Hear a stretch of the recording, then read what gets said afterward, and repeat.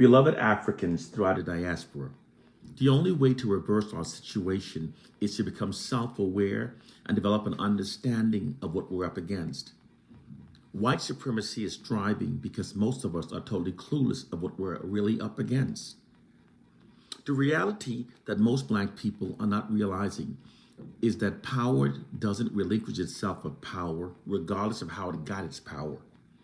Those in power instead implements covert methods for maintaining their power.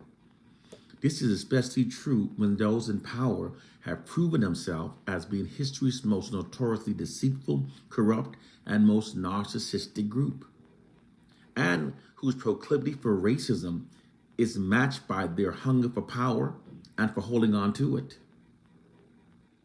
The white society's exploitation of Africans has provided it with an era which has flourished most throughout history.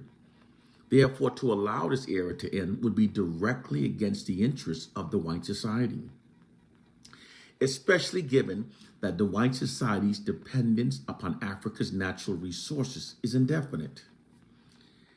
Therefore, wouldn't the white society's blatant exploitation and subjugation tactics deployed against Black people became no longer socially acceptable with the changing times? White oppressive forces did not abandon those practices. They merely reinvented them.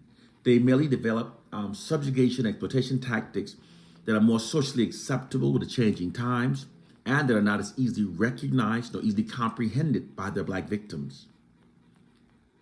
The methods deployed today are so covert and so sophisticated that the white society now subjugates and exploits Black people while simultaneously manipulating us to perceive ourselves as being our own worst enemies.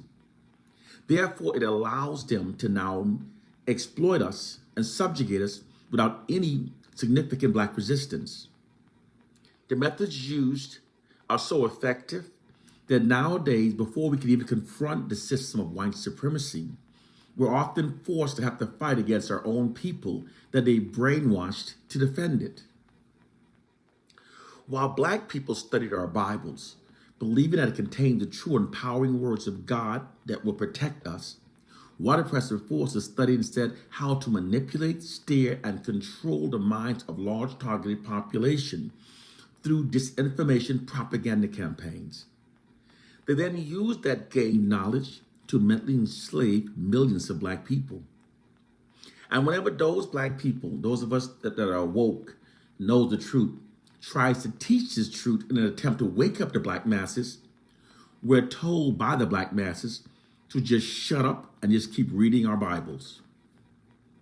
It's how the mentally enslaved Black people have been brainwashed to keep us all mentally enslaved. Because Black people are constantly seeing Caucasians being depicted in movies as heroes and saviors, most therefore on perceiving them based upon an accurate interpretation of the history shared between our two racial groups. Therefore, many Black people will doubt the truth that I'm sharing.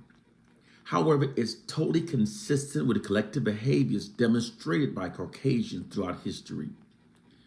Whenever such a group of people are within a position of power, they'll always develop methods for holding on to that power.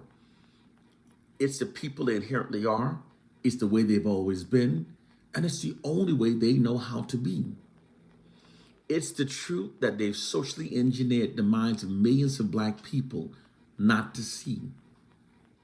And it's the truth that sets us free. White social scientists determined a long time ago that the white society could maintain its control and social dominance over Black people by perpetually negatively distorting virtually everything that Black people believes about ourselves. Collectively, you see, people are easily controlled by the narratives they receive about themselves. If people are constantly inundated with positive narratives about themselves, this raises their collective self-esteem and unifies and inspires them. However, if people are constantly inundated with fraudulent negative narratives about themselves, the exact opposite happens. They become demoralized, divided, self-loathing, and it attacks the core foundation of what bonds them as a people. Remove a people's self-love and unity, and it can be ruled over indefinitely. This demoralizing psychological warfare tactic is precisely what white oppressive forces are now doing to black people as a means of maintaining their control and dominance over us. And it's so obvious that it's only by not critically thinking that it cannot be seen. For when critically thinking, it becomes clear and how cartoonishly unrealistic it actually is that virtually all narratives that we receive about ourselves from white sources are consistently negative. It's cartoonishly unrealistic. It's being done to keep us heavily demoralized. Whenever those in power wants to brainwash a targeted population to think and behave as they want them to, the first step is to heavily demoralize them. This divides the targeted population, makes them self-loathing, and it makes them much more easier to control. It's a well-proven warfare tactic that is endorsed by many experts. Dr. Juice Merlot, a psychoanalyst, said that demoralization of the targeted audience is the next step in successful mind control. Joseph Goebbels, Adolf Hitler's head propagandist, said that demoralize the enemy from within is the warfare of the future. Master teacher John Henry Clark said that to hold a people in oppression, you have to convince them first that they are supposed to be oppressed. This is what's being done to black people. The white media's unrelenting negative depiction of black people that amplifies the negative to the point that it distorts our reality is much more than just biased media reporting. It is actually an insidious, black racially demoralizing, divide and rule psychological warfare campaign. Demoralize, divide, and rule is a method of maintaining control over a targeted population through constant and unrelenting demoralization in order to create self-hate and division between them. Throughout world history, oppressors have often deployed demoralize, divide, and rule tactics against the oppressed, because creating self-loathing and division amongst the oppressed makes the oppressed much more easier to control. It's a well-proven nefarious psychological warfare tactic that we must wake up and realize. That nefarious practice was never abandoned.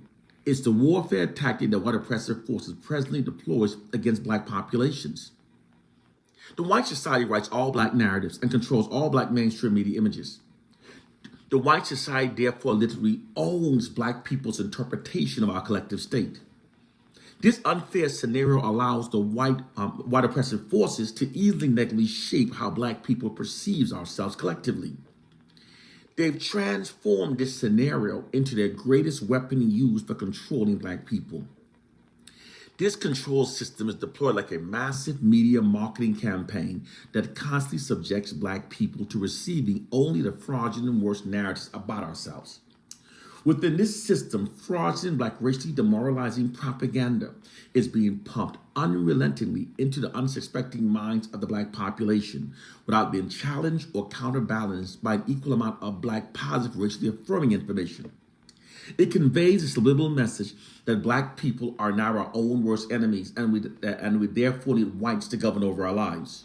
Moreover, that black people should admire, respect, and trust only whites. This system is extremely effective because when black people are repetitively presented these noted narratives from trusted white media sources, it can be very difficult to resist its implied propaganda programming, especially when the propaganda is being told daily and so unrelentingly. The basis of this concept of warfare works by affecting the subconscious minds of the black masses through unrelenting demoralization. This psychological warfare tactic works by tapping into the immense power that shame has upon the human mind to mentally enslave millions of black people. Its weapon is the demoralizing message that it carries and the way that it negatively affects the black population in terms of our behavior and our perceptions of ourselves. With time, being unable to refute the constant negative information being told about us, many black people eventually internalize it. The constant taunting of negative messages influence how we perceive each other, how we treat each other, creating division and self-hatred among us. It is an insidious racist psychological warfare tactic that the ruling elites deploys against black people without most of us even realizing it. Its targets are the minds of the black masses, and what's under siege is our ability to and willingness to think critically, to challenge what we are told, and to resist their efforts to manipulate and deceive us. It also shifts our collective aggressions away from the white society and redirects it against our own people. It's not Willie Lynch. It is a psychological warfare tactic that's being deployed against us by white oppressive forces, literally mentally enslaving our minds. This is all possible because people are like computers. All you have to do is keep giving them certain information every so often, and you can persuade an entire generation towards an applied objective. It doesn't matter if the information presented is untrue. Most black people will act upon it because they have all been given the same disinformation about themselves. Media subliminal programming is not a conspiracy theory. It's a well-crafted system that allows the ruling elites to control the masses and targeted population. It is a practice that the ruling elites have been using for a very long time now. We're just behind the ball and learning of it. Excuse me. They're using it to control black people through the skillful, sustained use of repetitive media propaganda programming. The white society have created a psychological prison for the minds of millions of black people. And those black people who do not critically think never notices their mental chains. The white media has always represented a tyranny of the white society's power over black people. This psychological warfare system provides the white society with a more proficient method used for controlling black populations. For unlike the past blatant racist system that black people were easily able to identify and therefore develop counter strategies against, this system is not easily recognized, nor is it easily comprehended by most of its black victims. This psychological warfare program works so well, in fact, that it not only makes black people more compliant with white dominance over our lives, it in many cases causes black people to prefer white dominance over our lives. It is at the root of the self-hatred and division now affecting us. It is why black people are insisting that it is we who are now our own worst enemies. It's always by deliberate design when the oppressed start thinking exactly as the oppressors wants them to think. Sadly, to our detriment, the oppressed will always believe the fraudulent worst about themselves. The white society has created a prison for our minds, brothers and sisters. It's time to wake up, and to do so, we must elevate our minds above a biblical fairy tale and a silly slave syndrome myth. We must gain a clear understanding of what is truth. Most people can believe what they want to believe, but that is a luxury the oppressed doesn't have. The oppressed must function based on what is true. Because if our understandings are flawed, then all of our liberating remedies that stems from those misunderstandings will also be flawed. This is why those who know the truth must teach. Brothers and sisters, it's time to wake up. One love and peace.